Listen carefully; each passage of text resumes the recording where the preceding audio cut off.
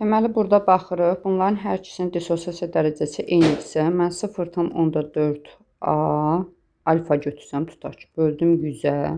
Böyləcə 0,004 alfa. Bunun biri dissosiasiya edəndə 3 dənə ion əmələ gəlsə, 0,0100-də 4-ə də x yazsaq, 0,1000-112.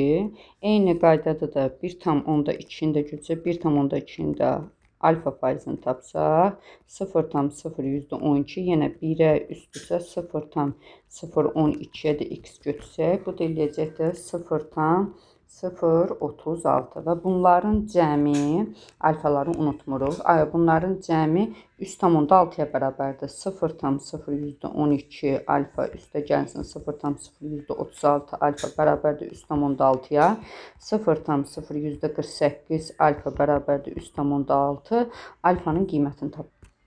Alfanın da qiyməti eləyər 75%.